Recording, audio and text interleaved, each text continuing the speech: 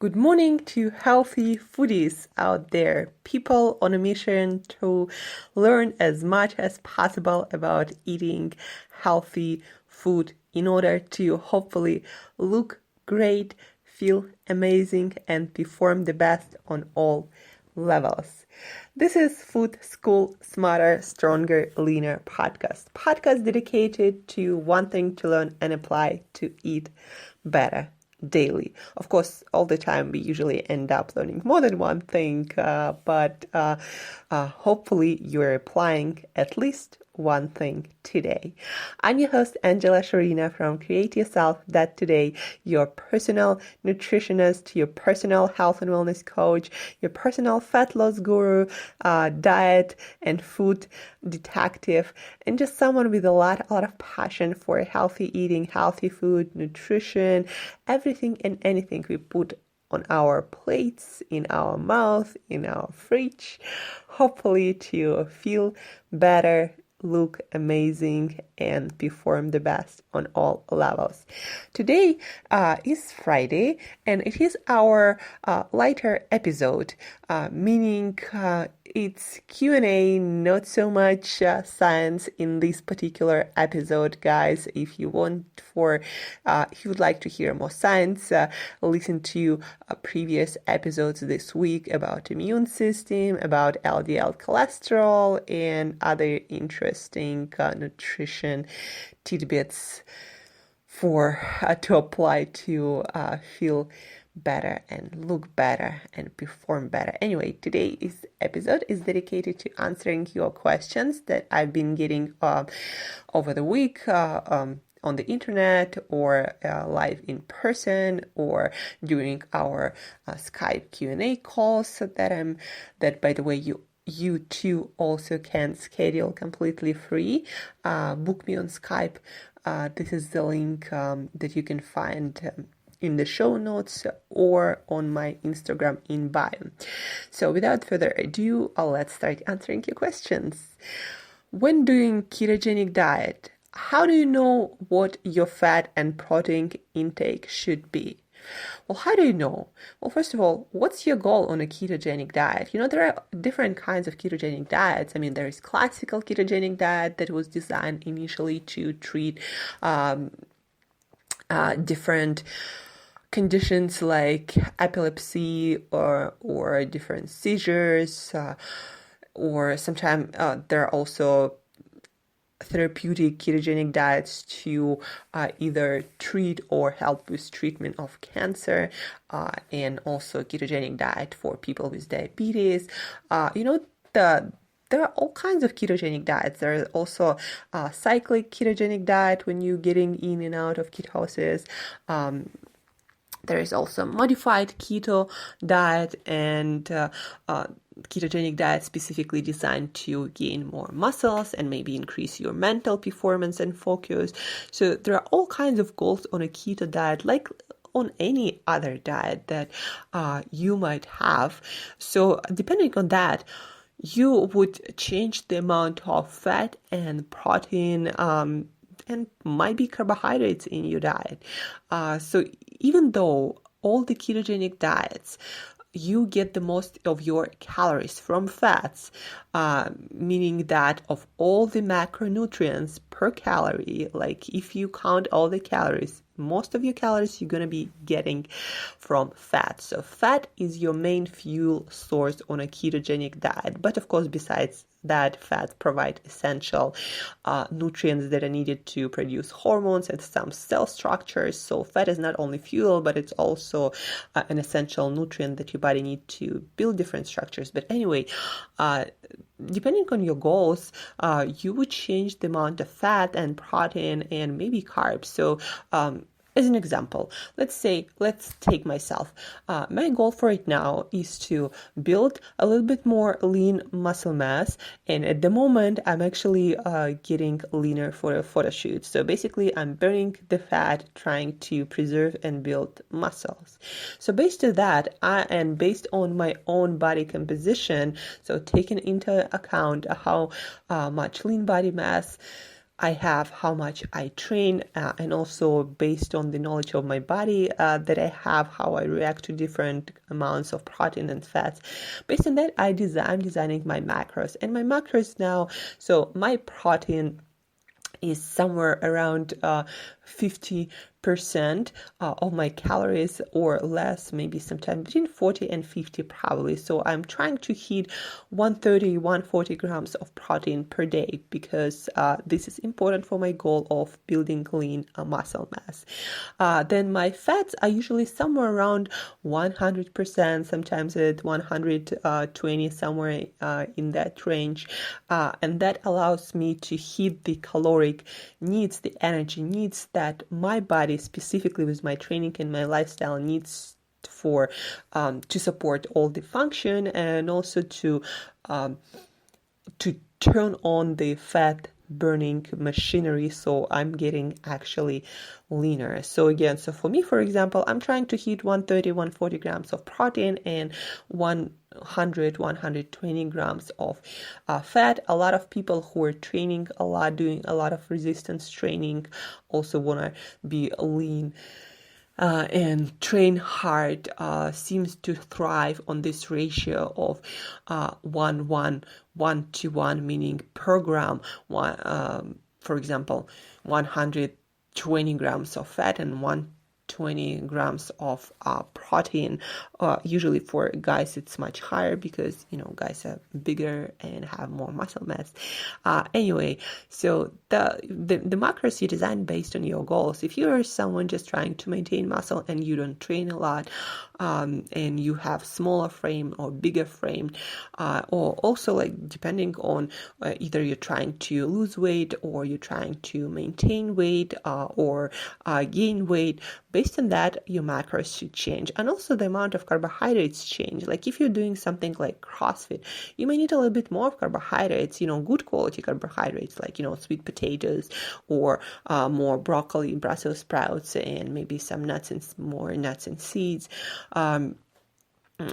So if you're doing a lot of endurance training, you also might need to consume more good quality whole food carbohydrates around your training to support your training and performance. So again, depending on that, you need to design your macros accordingly.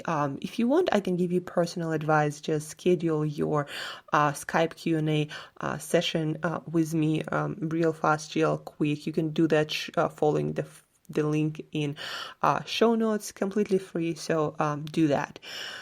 The next question, is only eat when you're hungry a good diet plan? Again, only eat when you're hungry. Is it a good diet plan?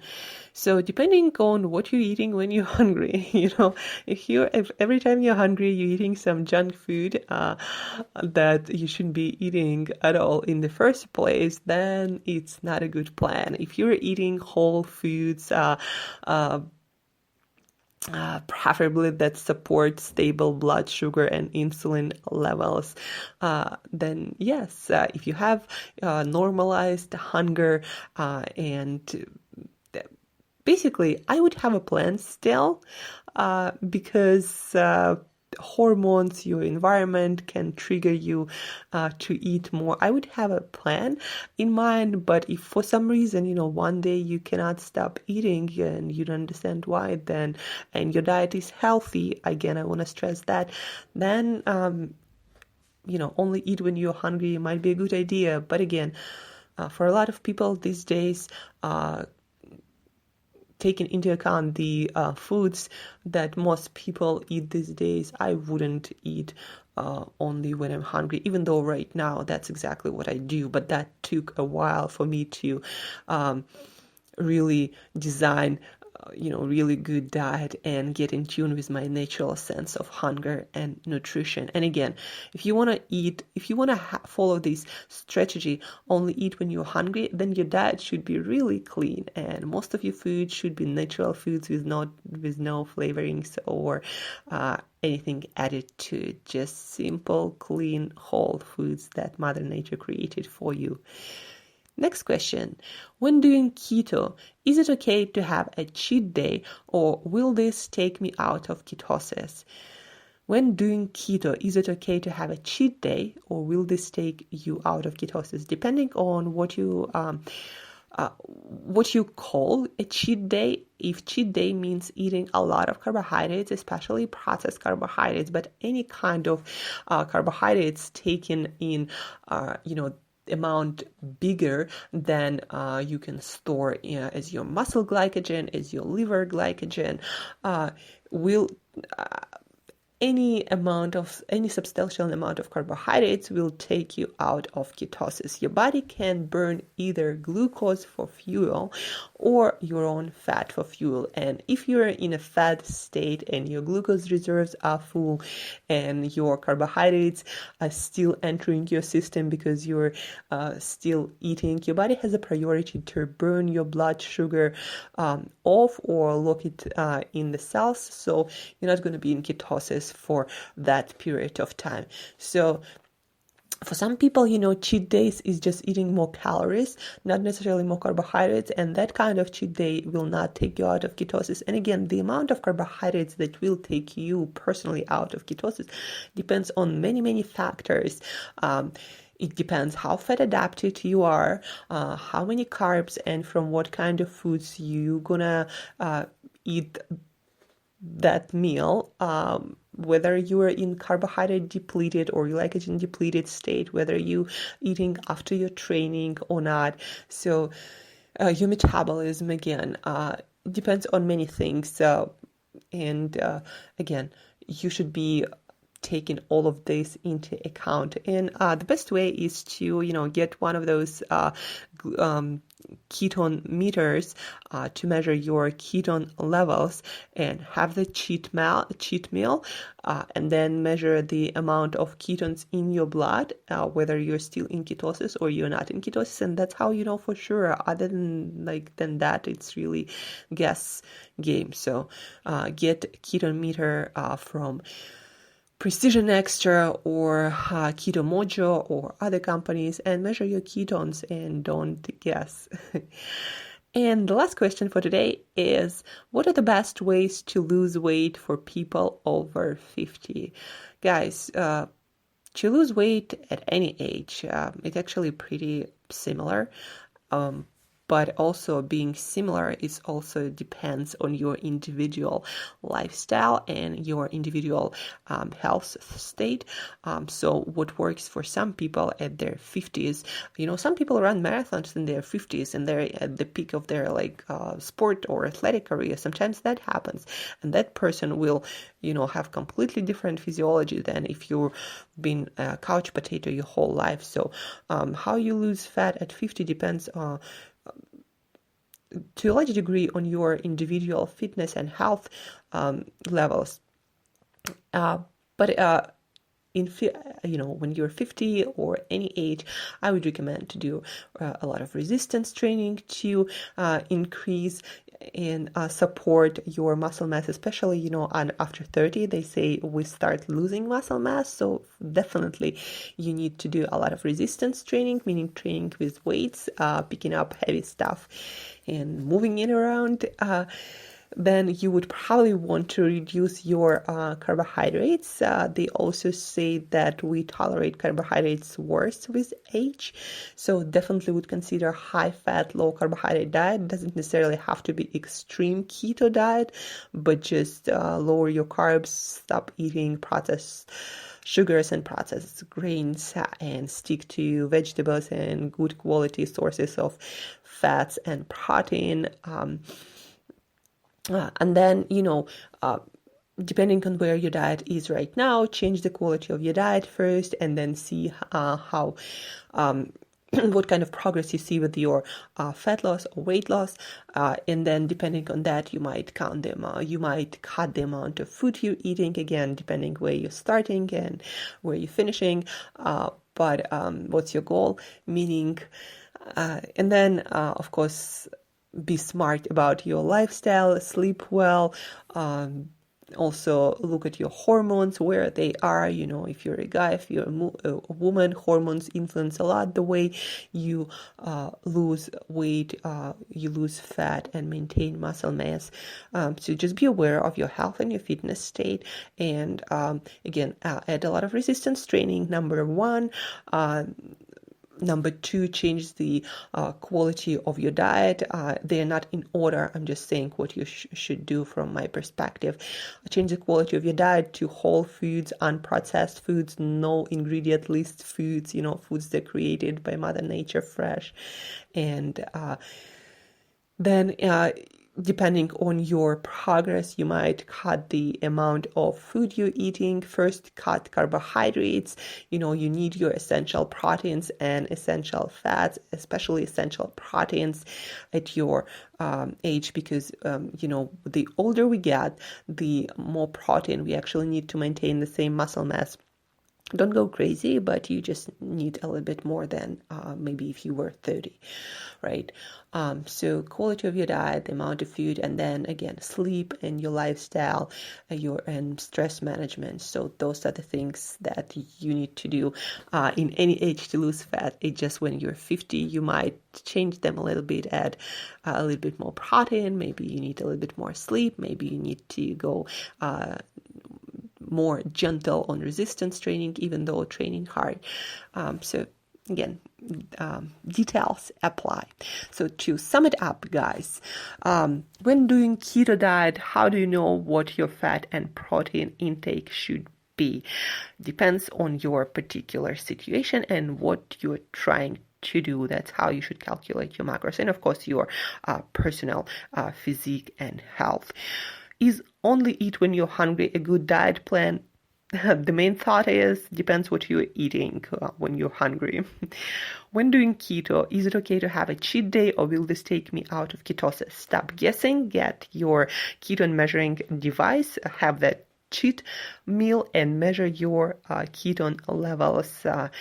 And that's how you know if that meal took you out of ketosis or not. What are the best ways to lose weight for people over 50? Just like at any age, resistance training, change the quality of your diet, start watching how much you eat, manage your stress well, and manage your sleep well. So that's it for today, guys. This is the last episode for this week. Check out all the episodes, the most interesting ones that you've heard this week. Thank you for tuning in this week. Have an amazing and healthy weekend. Don't screw it all up on the weekend. This is the worst thing that you can do when you're trying to make some either fat loss or health progress. You've put in all this work during the week, and then you just throw it away, all your energy and all your time out of the window just because it's weekend. I think it's stupid, and I think that it's stupid too. So anyway, if you want to have a cheat meal, have it smart way, have it healthy, delicious meal. It doesn't have to be crappy, especially these days when you can have a healthy version of almost anything, pizza or cookies or whatever. So think about that. Check out those, healthier versions of foods maybe this weekend. Maybe that's going to be your adventure and exploration into the world of healthy cheat foods. Anyway, thank you for listening. Thank you for tuning in. If you have questions, if you want me to talk about some subject on the show or invite some guests, then shoot me email to angela@createyourstyle.today. Schedule your Skype Q&A call with me following the link in the show notes to improve and make faster your health, your nutrition, your fitness journey, and get results faster. And till next time, as always, eat better daily.